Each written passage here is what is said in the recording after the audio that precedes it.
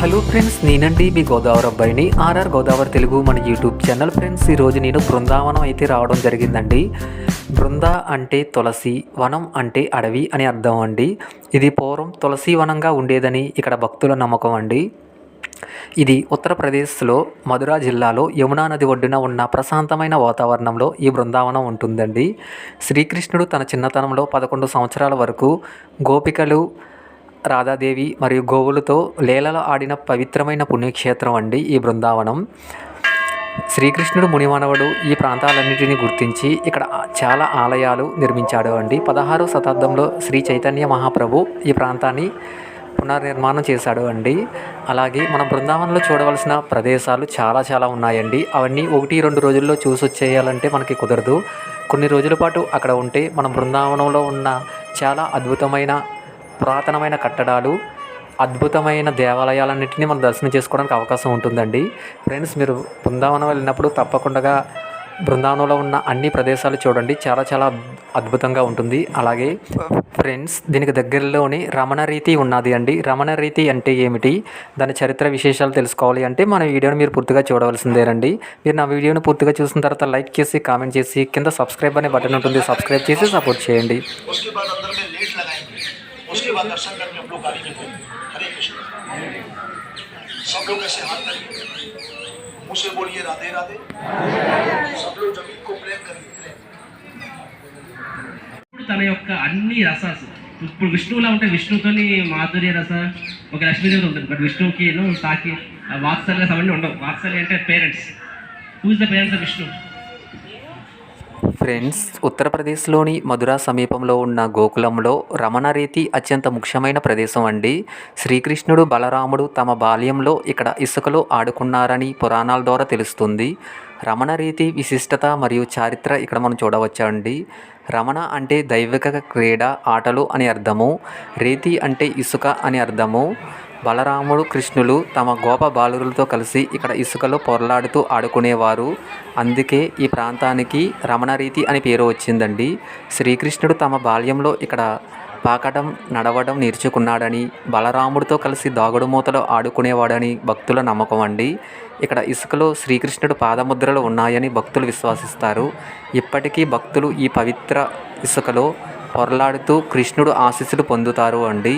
సుమారు 200 సంవత్సరాల క్రితం స్వామి జ్ఞానదాస్ అనే గొప్ప సాధువు ఇక్కడ 12 సంవత్సరాల పాటు కఠిన తపస్సు చేశాడు. ఆయన భక్తికి మెచ్చి శ్రీకృష్ణుడు రమణ బిహారీ రూపంలో ప్రత్యక్షమయ్యాడని చెబుతారు అండి. ఈ ప్రదేశంలో రమణ బిహారీ ఆలయం కూడా ఉన్నది.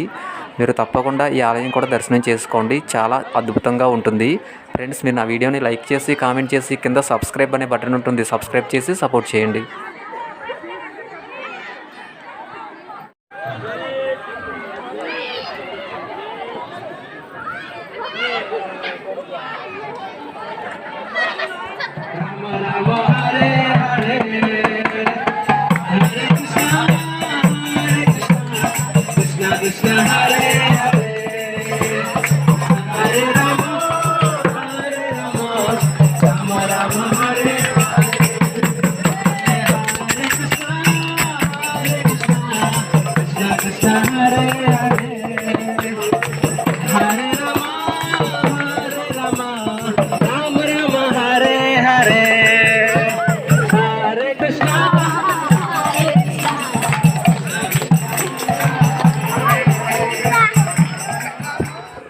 ఫ్రెండ్స్, నేడు ఈ ప్రాంతం ఎంతో ఆహ్లాదకరంగా, చాలా ప్రశాంతంగా ఉంటుందండి. ఇక్కడ పెద్ద జింకల పార్క్ అయితే ఉంటుంది. చాలా బాగుంటాయండి. చాలా జింకలు అయితే ఇక్కడ మనం ఇక్కడ చూడవచ్చు. అలాగే ఇక్కడ ఆశ్రమంలో ఒక ఆధ్యాత్మిక కేంద్రంగా విరజిల్లుతుందండి. ఇది ఉత్తరప్రదేశ్లోని బృందావనంలో ఉంటుంది. మనం బృందావనం చేరుకోవాలి అంటే రైలు ద్వారా బృందావనానికి సమీపంలోనే ప్రధాన రైల్వే స్టేషన్ మధుర జంక్షన్ ఉంటుందండి.